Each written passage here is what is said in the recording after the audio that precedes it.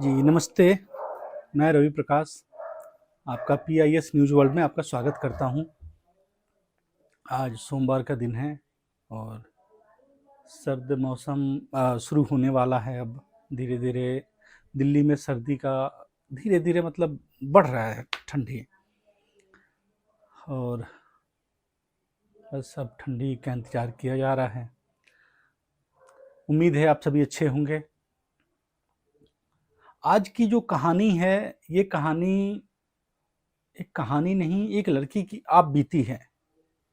उस लड़की ने बताया कि मतलब उसके साथ जो घटना हुई उसने हमें बताया कि ये उसके साथ हुआ है। और ये अमूमन इसी लड़की की बात ना करें, लगभग आप आए दिन अखबार पढ़ते होंगे या इंटरनेट पे मोबाइल वगैरह पे देखते होंगे, तो ऐसी कहानियाँ मिल जाती हैं, मिली जुली ऐसी कहानियाँ आती हैं।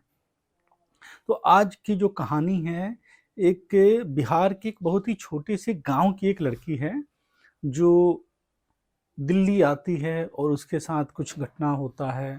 इसके बारे में कहानी है जो हम बताते हैं आपको, और देखते हैं इस कहानी में क्या हुआ है। तो वो लड़की है, एक 22-23 साल की लड़की है जो दिल्ली आती है। और दिल्ली आने का जो होता है, क्या एक सपना होता है आदमी का कि सोचता है कि चलो हम दिल्ली जैसे बड़े शहर में जाएंगे। और मतलब उसके सपने बहुत बड़े होते हैं, अच्छा नौकरी करेंगे, अच्छे पैसे कमाएंगे, जीवन को एक सुव्यवस्थित तरीके से जिएंगे। इसी आकांक्षा के साथ वो दिल्ली आती है।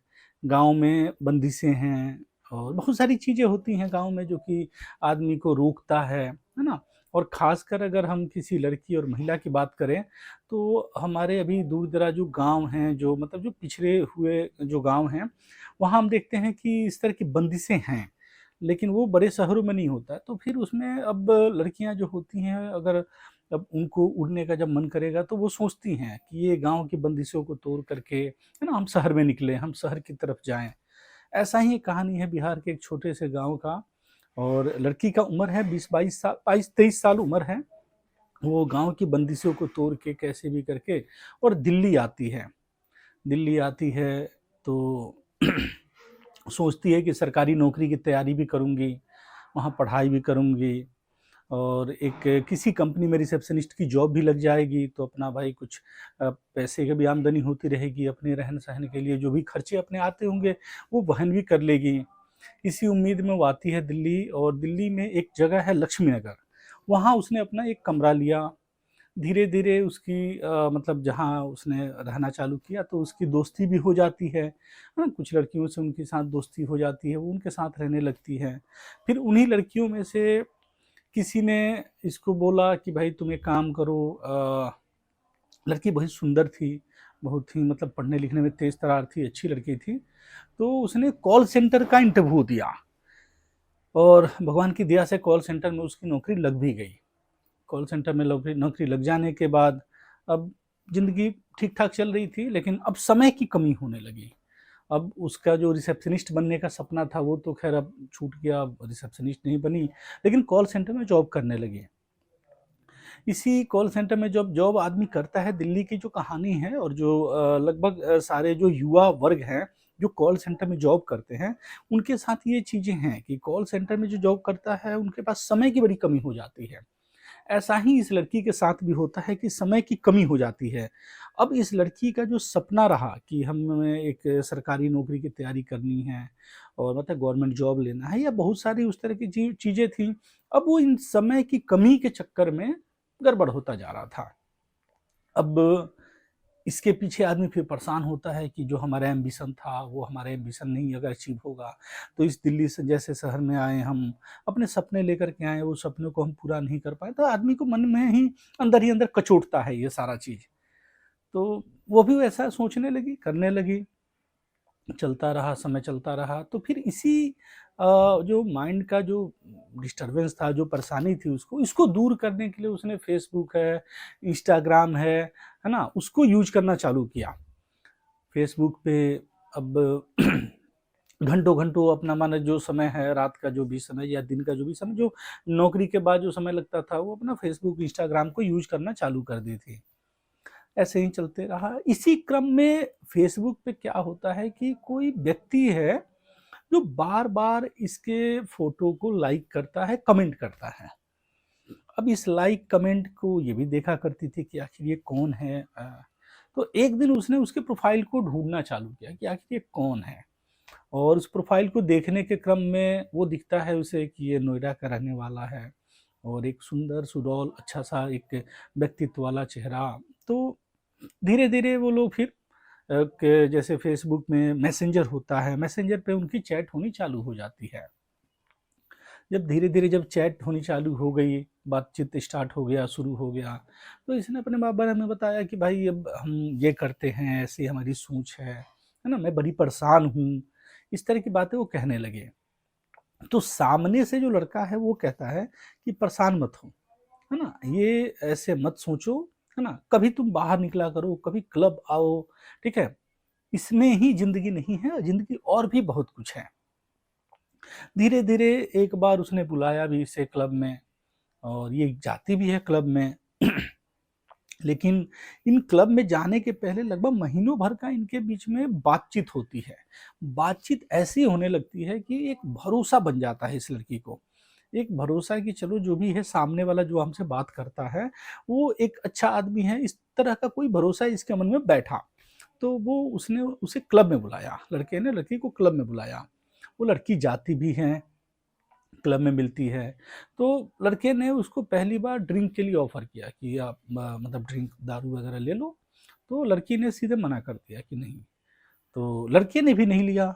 अब जब लड़के ने नहीं लिया तो लड़की को बड़ा अच्छा लगा। उस समय इसको लगा कि अरे ये तो बहुत अच्छा है, मतलब केयरिंग टाइप का है, कुछ इस तरह के, है ना? फिर इसने थोड़ा-सा लिया। जब इसने लिया तो इसने भी लिया। वो कह रहा है कि मतलब चलो मैं तुम्हें घर छोड़ देता हूँ, लड़के ने बोला।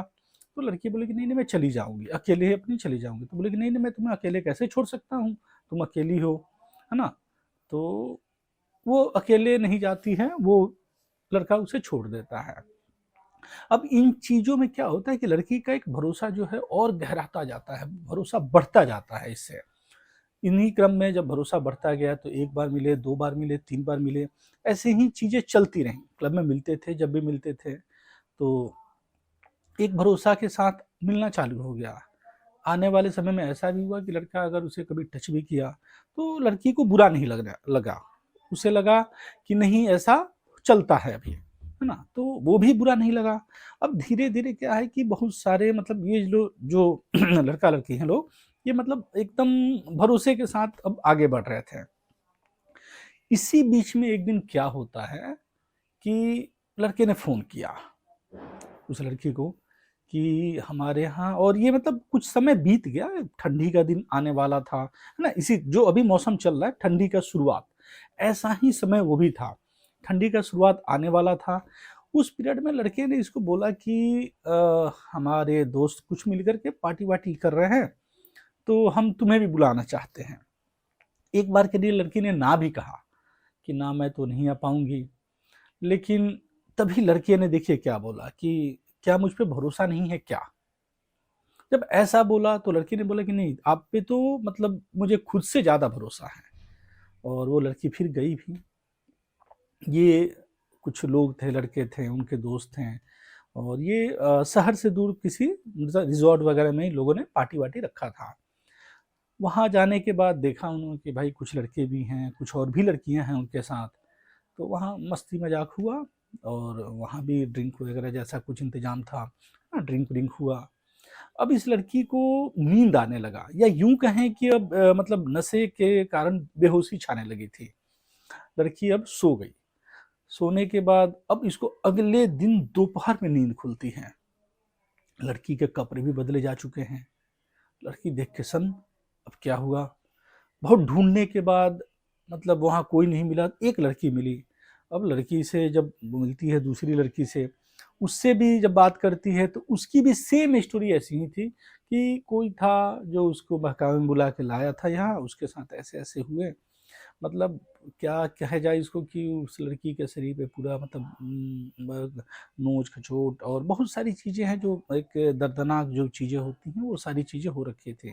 प्राइवेट पार्ट तक में दर्द था उनके, तो लड़की को ये सब फ़ील होता है। फिर लड़की जब दूसरी लड़की से बात करती है उसके साथ भी सेम ऐसा ही बात होता है। तो अब दोनों ये लोग समझ जाते हैं कि हमारे साथ ऐसा कुछ हो गया है। अब ये लोग उस लड़के को फ़ोन भी लगाते हैं अपने, तो फ़ोन लगाने पे फ़ोन क्या है, स्विच ऑफ है।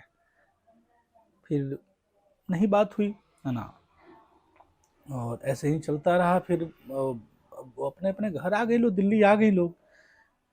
दिल्ली आने के बाद उस लड़की ने बहुत बार ढूंढा भी कि चलो एक बार फेसबुक पे देखते हैं ये कौन है, क्या है ना? तो देखा, और अब उसका कोई फेसबुक पर भी कोई पता नहीं है, फ़ोन भी सारा स्विच ऑफ था।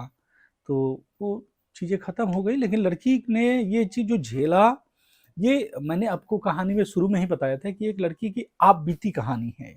और ये लड़की ने खुद बताया है, ये हमें उसने खुद बताया कि ये कहानी आप लोगों को बताएं, क्योंकि जो भारत का युवा वर्ग है वो इन चक्करों में बहुत ज़्यादा फंसता जा रहा है।